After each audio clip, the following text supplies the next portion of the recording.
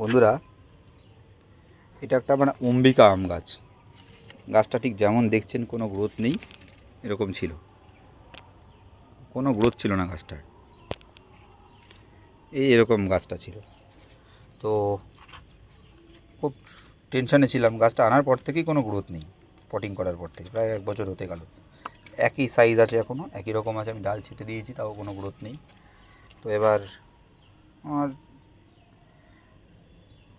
মনের মধ্যে ভাবছি যে কিছু ভুল করলাম, শিকড় কি পচে যাচ্ছে বা কিছু। দেখলাম যে না, শিকড় টেকড় পচছে না, ঠিকই আছে। গাছের মাটি থেকে বার করলাম, মাটিটা বদলে দিয়েছি, আর একটু ফসফেট দিয়ে, সামান্য ফসফেট দিয়ে আবার রোপণ করছি। কোনো গোবর সারটার কিছু দিইনি। এই মাটিটাতে আগে থেকেই গোবর সার দেওয়া ছিল, যে মাটিটা দিয়েছি সামান্য, একদম সামান্য দেওয়া ছিল। দেখতে পাচ্ছেন আপনারা, মাটিতে কোনো সেরকম একটা গোবর সার নেই। এগুলো অল্প অল্প গোবর সার আছে, এই যে সামান্য, এই পুরো মাটিটা যেটা ওপরে দেখা যাচ্ছে তার মধ্যে এইটুকু গোবর সার, 10%-এর ও কম। তো যাই হোক, দেওয়ার পরে দেখুন বন্ধুরা, আজকে 5-7 দিন 10 দিন হয়েছে গাছটা রিপোর্টিং করেছি, বা 15 দিন ম্যাক্সিমাম হয়েছে।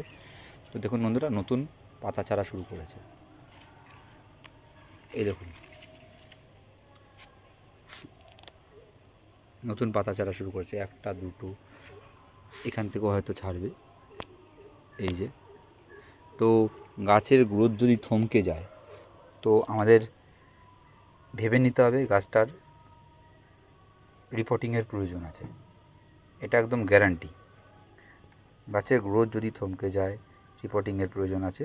সব সময় না, আগে থেকে দিয়ে দেখতে হবে। এই মাল্টিভিটামিন, ভিটামিন, মাইক্রোনিউট্রিয়েন্ট এগুলো দিয়ে দেওয়ার পরে যদি গ্রোথ না হয় তখন। ধন্যবাদ। আজকের ভিডিও এটুকুই শেষ করলাম।